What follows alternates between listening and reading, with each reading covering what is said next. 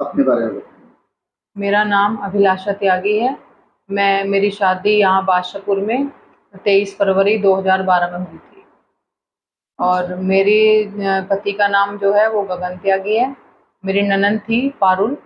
और मेरा एक देवर है जिसका नाम अमन है। और मेरे ससुर हरिओम त्यागी हैं। और मेरी सासू जो हैं वो सुमन त्यागी हैं।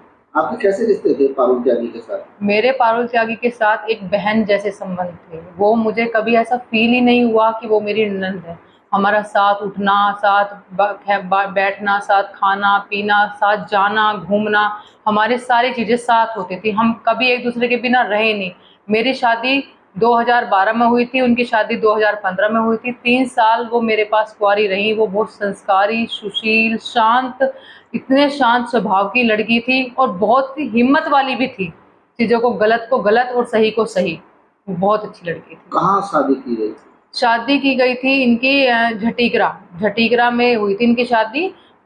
ये झटीकरा में इनकी शादी हुई थी और ये अभी उत्तम नगर में रह रहे हैं। कैसे ताल्लुकात रहे वहाँ?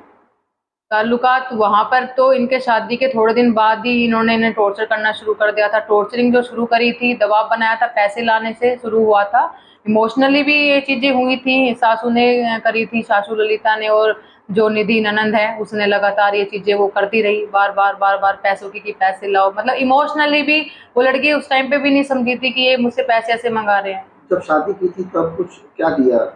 जब हमने शादी की थी तो शादी में आप ये कितनी सच्चाई है ये आप पारुल ने खुद वीडियो भी बनाई है, आप देख सकते हैं। 26 लाख कैश दिया था। हमने फॉर्च्यूनर बुक करी थी। हमारी कैश देने की कोई मंशा नहीं थी।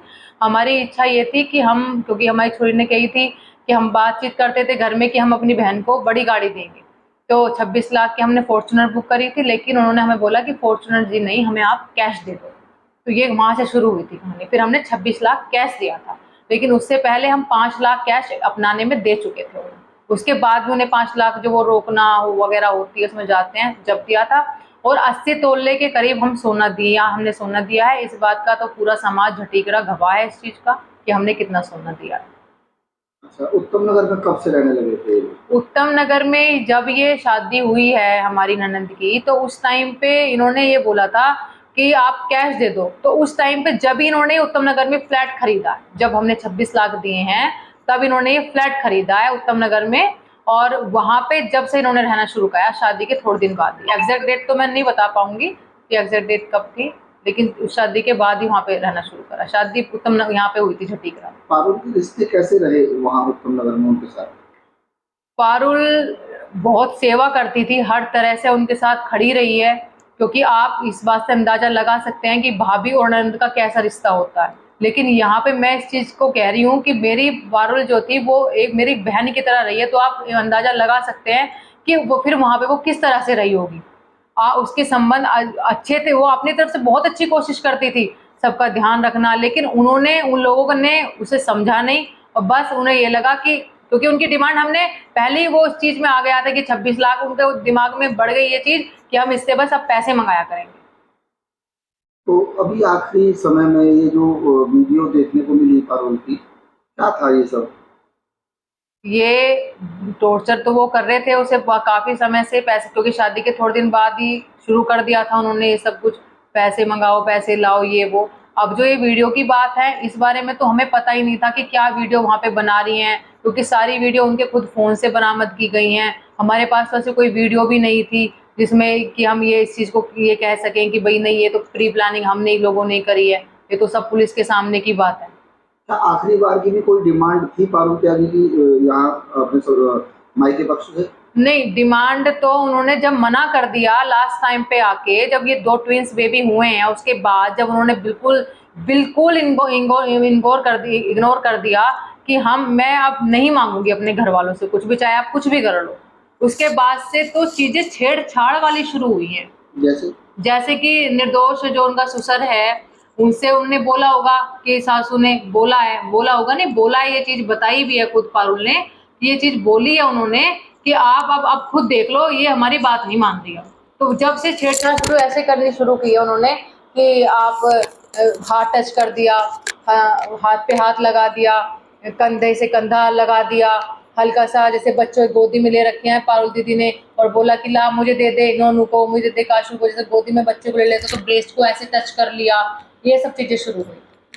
हाँ, उसके बाद अभी जो लास्ट में क्या मामला था, ये जो अभी पारुल त्यागी की जो मौत हुई? ये पारुल त्यागी जी की मौत इस वजह से हुई है क्योंकि 22 मई की बात है। वो 22 मई का जो काला दिन है वो ये था कि सुबह के टाइम भी निर्दोष ने उसे टच किया था ब्रेस्ट पे, और ये बात उसने नीतीश को जाकर तुरंत कमरे में बताई थी कि मुझे पापा जी ने ऐसे ब्रेस्ट पे टच किया है। तो नीतीश ने साफ इनकार कर दिया क्योंकि उसे पता था कि ललिता तेरी सासू, क्योंकि वो टॉर्चर तो उसे करते आए हैं। देखो मैं बार बार इसे टॉर्चर उन्होंने उसे करा है कि उसे पता था कि अगर तू अपनी सासू से बताएगी, अपनी ननद से बताएगी, वो तो तेरी बात का विश्वास नहीं करेंगे, इसलिए एक ऑप्शन बचा नीतीश।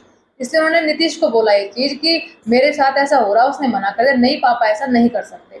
वो लड़की वहां पे चुप हो गई। उसने सोचा कि मैं अब मतलब अब मैं किससे कहूँ इस चीज को, ये इन्होंने तो मेरी आवाज दबा रहे हैं। लेकिन उसे ये नहीं पता था कि तेरे साथ आज ही ये जबरदस्ती ये करेगा, तेरे साथ ये बलात्कार करने की कोशिश करेगा। ये बात तो पारुल ने खुद अपने मुंह से अपनी वीडियो में ये बता रखा है कि उसने उसके साथ बलात्कार करने की कोशिश की। उसके बाद क्या? उसके बाद तो ये फिर वहां से भागी है, जैसे भी मतलब धक्का मुक्की जो भी इन दोनों के बीच में हुआ है वहां से, ये जैसे ही इसे मौका मिला ये वहां से भागी। मौका कैसे मिला कि इनके दो छोटे बच्चे हैं, नोनू और कासू, जो ट्विंस हुए थे, तो वो घर पे ही थे। बाकी काकू जो था बड़ा बेटा और जो ललिता सास थी वो अपने अस्पताल गई हुई थी अपनी बेटी के घर। तो क्या होता है कि ये आता है ससुर, पहले चाय मांगता है, फिर मतलब कुछ ना कुछ बोलना शुरू करता है। दीदी को समझ आ रही थी चीजें क्योंकि उनके साथ ये चीजें हो रही थी। तो उसने आके पीछे से पहले उनका कुर्ता उठाया, कुर्ता उठाया, बोला दिखा तेरे कहाँ चोट लग रही है। उन्होंने कुर्ता झटका अपना, बोला मेरे कहीं चोट नहीं लग रही, मेरे ठीक है। फिर ये कहता कहता फिर उसने बोला कि तेरी ब्रेस्ट में गांठ है ना, फिर दिखा वो गांठ कहाँ है। मतलब ये सारी चीजें शुरू हुई। मतलब उसने जितना भी हो सका उसने करा। लेकिन वहां पे होता क्या है, जिससे पारुल बची, कि वहां पे उनका जो छोटा बच्चा है ना नोनू, वो रोता रोता किचन में आ जाता है क्योंकि दीदी किचन में थी बच्चों के लिए पास्ता बना रही थी। तो जब वो आ गया तो उसके सामने वो नहीं करना चाहता था, तो उसने नोनू को वहां से उठा के वहां ले गया अपने रूम में। तो जब पारुल को मौका लगा तब पारुल वहां से तुरंत भाग गई और भागकर वो नीतीश के अपनी जो उनकी दुकान है निधि इलेक्ट्रॉनिक, वहां दुकान पर गई। दुकान पर जाने के बाद ये रुकी नहीं, दुकान में सीधा अंदर गई। ये बात तो वहां तो कैमरे भी लगे हुए हैं सारे में, ये तो आपको प्रूफ मिल ही जाएगा। सब जगह आजकल कैमरे है, किस टाइम वहां से भागी है, किस क्या हालत में हुआ भागी फिर? है। उसके बाद ये वहां पे पहुंची है। वहां पे जाने के बाद नीतीश ने बोला क्या हुआ क्या हुआ, तेरी हालत कैसे, बोली वो रो रही थी, बदहवास हालत में थी। उसने बताया कि मेरे साथ ये घटना घटी है, पापा ने मेरे साथ ये करने की कोशिश की है, मैं बड़ी मुश्किल से बचा के अपने आप को यहाँ आई हूँ। तो पारुल नीतीश ने उस टाइम पे उसका धैर्य बांधा कि मैं तुझे इंसाफ दिलाऊंगा, तू चिंता मत कर। तो अपनी माता, जो इनकी माता जी हैं ललिता, इन्होंने फोन करा ललिता को जो कि अस्पताल में थी काकू के साथ। तो जब उन्होंने बताया ये चीज कि भाई मेरी पारुल के साथ पापा ने ऐसा क्यों किया, उनसे आप फोन करके पूछो ये उन्होंने ऐसा क्यों करा पारुल के साथ। हाँ, उसके बाद? उसके बाद पता नहीं फिर उन दोनों के बीच क्या बात हुई क्या नहीं हुई, मुझे नहीं पता कुछ भी। उसके बाद फिर ये यहाँ वहां से घर जाते हैं, देखते हैं तो निर्दोष वहां से फरार है। वहां निर्दोष नहीं मिलता इन्हें घर पे निर्दोष नहीं मिलता। फिर ये ट्रैक व्रैक कॉल करते हैं, फिर इसे वृंदावन से पकड़ा जाता है किसी आश्रम से। ये भी सारे एविडेंस है, देखो पता चल जाएगा कि सत्य तो सत्य है, कोई नहीं मिटा सकता उस चीज मौत को। होने के बाद का क्या था? किसके बाद? पारुल त्यागी की मौत होने के बाद क्या रहा? पारुल त्यागी की मौत होने के बाद तो ये रहा है जी, हमारी कार्रवाई तो कुछ करी नहीं है। अगर पुलिस वालों की बात करी जाए तो उन्होंने हमें गुमराह कराया, लगातार गुमराह हमें वो करते रहे हैं। और अगर नीतीश भी सच्चा होता तो वो डेड बॉडी, हम बेशक डेड बॉडी लेके आए हैं अपने घर, वो हमारे पास तो आता, लेकिन उसने पूरा साथ दिया है उनका। और मैं इससे पहले थोड़ा इंटरप्ट करूंगी, इससे पहले कि आपको बात बताऊंगी, क्योंकि जब मैं वहां पे पहुंची हूँ हॉस्पिटल में, गंगाराम हॉस्पिटल में जहाँ पर एडमिट थी, मुझे भी पहुंचने में 2 घंटे लगे हैं पूरे। मुझे ये इन्फॉर्मेशन सुधीर त्यागी जो नीतीश के मामा है उनसे मिली थी कि गंगाराम हॉस्पिटल में है लड़की। तो जब मैं वहां पे पहुंची हूँ तो मुझे भी 2 घंटे लगे हैं पहुंचने में। 2 घंटे, आप ये अंदाजा लगा सकते हैं कि जब 2 घंटे मेरे पहले से थी तो उसका ट्रीटमेंट हो सकता था, लेकिन उसका ट्रीटमेंट नहीं चला। मेरे डॉक्टर के कहने पर जब ट्रीटमेंट शुरू करा था, उससे पहले तो पारुल मेरा हाथ पकड़ के भाभी भाभी करके चिल्ला रही थी, तड़प रही थी। बुरी हालत में थी। और वो नीतीश बार बार मेरे सामने भी, अभी तू ड्रामे कर रही है, भाभी को देखते तेरे ड्रामे शुरू हो जाते हैं, तेरे फिर से ड्रामे शुरू हो गए, तू फिर नाटक कर रही है। अब आप ये सोचो, जिस जिस लड़की की ये कंडीशन है ना, वो जीने में है ना मरने में है, और वो आदमी, फिर मैंने उसको बोला कि यहीं पे चुप हो जा। और सर वहां पे भी इतना नहीं है, ये इनफ नहीं है। हमने पुलिस वालों को कॉल तभी कर दिया था जब हम वहां पहुंचे, हमने पुलिस वालों को कॉल तब भी कर दिया था। लेकिन मैंने आपको पहले भी ये चीज बताई है, मैंने ये वीडियो, आपने पारुल त्यागी की भी ये वीडियो देखी होगी कि जो नीतीश त्यागी के जो मामा है सुधीर त्यागी, उनका परमेश वर्मा के साथ बहुत अच्छा कांटेक्ट है, क्योंकि वो उनके पीए हैं। तो वहीं से ही उन्होंने ये चीजें सारी खराब उसी दिन से शुरू कर दी थी, क्योंकि अगर उसका सही टाइम पर ट्रीटमेंट होता, तो अगर टाइम पे ये पहुंचते पुलिस वाले, तो वो अपना बयान देती। वो बयान ना दे पाए, इसलिए उसका ट्रीटमेंट रुकवा दिया गया। हमारे हजारों कॉल करने के बाद भी वहां पे पुलिस नहीं पहुंची। पुलिस पहुंची है जब हमारी पारुल मर चुकी। इंदापुर थाने में आप लोग गए तो वहाँ क्या पोजीशन थी? विंदापुर थाने में जब हम वहाँ पहुंचे, ये 10 तारीख की बात है, जब ये सब कुछ घटना घटी, तो हम उसके बाद जब वहाँ पहुंचे, वहाँ पहुंचने के बाद हमने, आप उम्मीद लगा सकते हैं, जिसकी इतनी प्यारी बेटी, इतनी प्यारी ननन, ये सब कुछ झेला हो, तो मतलब इंसान क्या ही किसी हालत में रहेगा करने की।